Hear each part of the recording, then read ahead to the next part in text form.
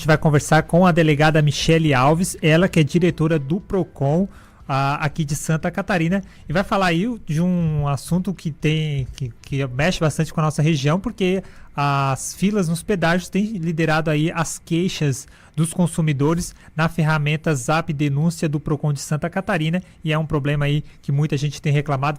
Vamos receber então aí a delegada Michele. Muito boa tarde, Michele, obrigado por nos atender.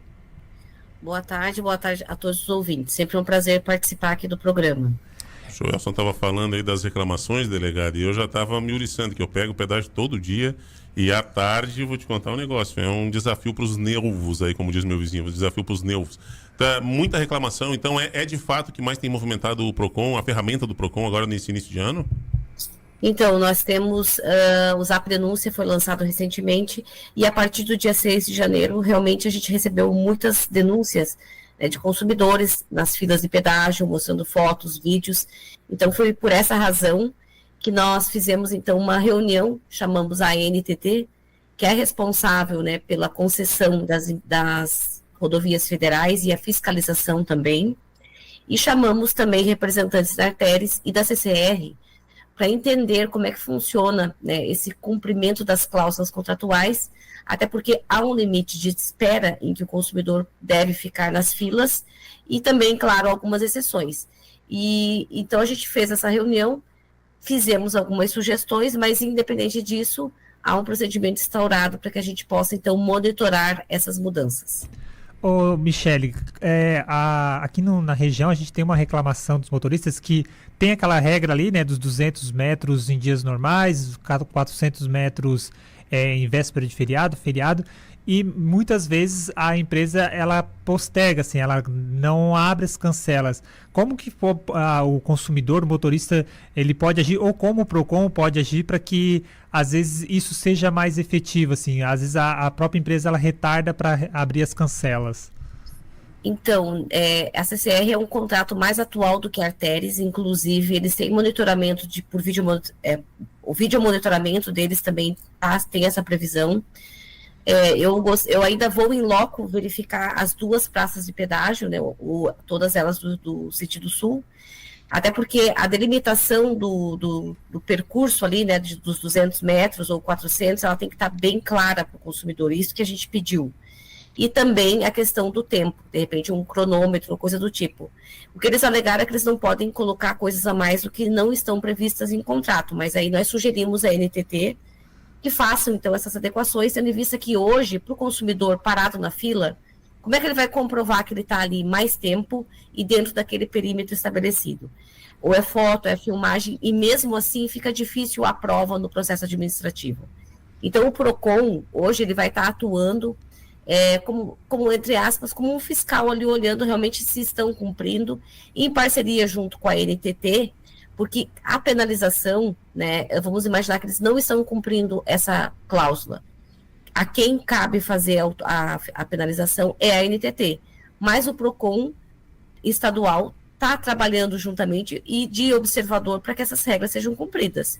Então, nós demos sugestões de aumento dos painéis, porque muitas vezes acontece acidente de trânsito ou é o próprio fluxo da rodovia que é denso. Nesses casos, não há nenhuma situação que envolva que a concessionária tenha que liberar. A concessionária só vai liberar o fluxo se o atraso decorre dela, ou seja, tem poucas cabines funcionando, ou está tendo muita morosidade, ou seja, que o consumidor, à frente dele, à frente da praça de pedágio, não tenha nenhuma obstrução, né, não tem filas ou coisa do tipo. Então, a própria praça em si já é uma obstrução naturalmente, né, porque as pessoas têm que parar, pagar, enfim, por mais que seja rápido. Então, o ideal é que o consumidor tenha o tag, que isso facilita. Futuramente, inclusive, foi informado por uma das concessionárias, de que eles estão tentando um sistema mais moderno, como já existe em São Paulo, que o consumidor passa, e aí essa cobrança do pedágio é posteriori, né? Enfim, o importante é que o consumidor saiba que há um órgão de defesa do consumidor que está de olho nessa situação, e como nós estamos se organizando para toda essa temporada, né, nós também queremos que todo mundo também se planeje, seja em turnos mais efetivo, pessoas que façam a orientação, informação ao consumidor que está parado sobre acidentes ou sobre o tempo estimado de viagem ou coisa do tipo. Que, de certa forma, eles sabendo o que está acontecendo, já é um grande passo, né? Você falou uma coisa que a gente até eu não tinha conhecimento, que é a demarcação dos 200 metros e dos 400 metros na pista. Isso é uma obrigação, porque aqui na região realmente a gente não vê isso. Isso é uma obrigação, e por isso que eu pedi, inclusive, que isso tem que ser muito evidente. Porque eles falaram que tem uma placa ou algo do tipo, enfim, isso aí a gente vai verificar em loco. Porque, a meu ver, né, então, assim, a gente, olhando de fora, claro que eu também, se fosse dona da empresa, eu só ia cumprir o que estaria no contrato. Então, por isso que nós sugerimos à NTT também algumas coisas usando a modernidade, que hoje nós temos inteligência artificial, nós temos tudo. Então, o governo federal, de uma forma ou outra, também tem que se adequar ao dinamismo, ou seja, coloca um cronômetro, pinta a ficha, a pista com uma outra cor, para que fique evidente que o consumidor ele saiba identificar se ele está dentro daquele perímetro ou não. Porque realmente hoje fica complicado você fazer a prova, e ainda mais quando tudo pode ser questionado, né? Eu não sei, assim, o contrato, como é que é, porque a gente vê uma série de prejuízos do consumidor com o pedágio. Eu estou falando aqui do Sul. Se a CCR, a Via Sul aqui, entregasse hoje a praça de pedágio, entregasse hoje a BR, entregaria num estado bem pior do que pegou. A gente está andando numa estrada que está bem deteriorada, embora todo dia tenha trabalho, todo dia tenha conserto, mas os remendos são tantos que já tem remendo sobre remendo, então a gente anda numa pista que está bem pior do que eles pegaram. E aí, quando chega no pedágio, pega uma fila, pega né, a dificuldade de pagamento, não aceita Pix, tem algumas coisas assim que são complicadas da gente entender. E poucas, isso é muito visível, né? São poucas cabines. Nesse momento de verão, que a gente tem aí a safra, digamos assim, está vindo turista, e este ano muitos argentinos vindo, então é normal que as pessoas não estejam habituadas, não tenham a facilidade do troco, então acaba que realmente causa em alguns momentos esse transtorno. Mas aí passa muito pelo que tu disseste. Uma coisa é o contrato, né?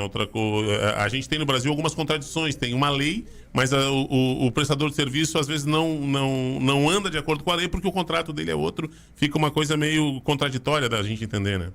É por isso que nós vamos também divulgar, né? Hoje tem a ouvidoria da NTT, até a sugestão que a gente deu, né, para que os contratos sejam revistos, eles podem ser aditados. Uhum. E hoje, né, parece que as cláusulas são feitas para não serem cumpridas.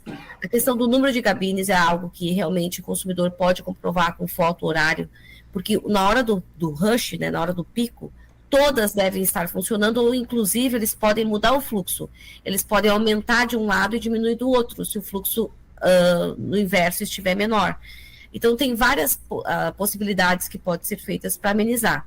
Mas, realmente, também temos que considerar que eles têm um alto custo e eles também têm que ter uma liberação de 200 carros ou 100 carros, enfim, eu não sei o quantitativo que daria nesse período, eles perdem a arrecadar.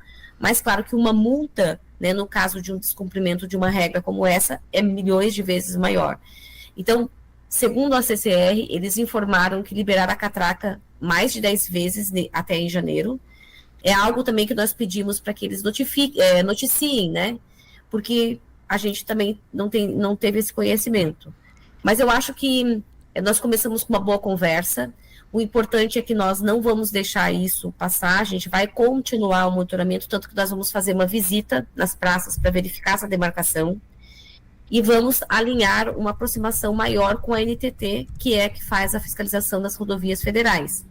Mas é importante que o consumidor saiba que a participação de vocês é muito importante. Pelo Zap Denúncia, até para que a gente possa, então, né, falar em nome dos consumidores, defender os consumidores com novas informações, com informações precisas de horário, fotos, vídeos. Isso nos ajuda a gente vamos dizer, está batalhando por melhoras.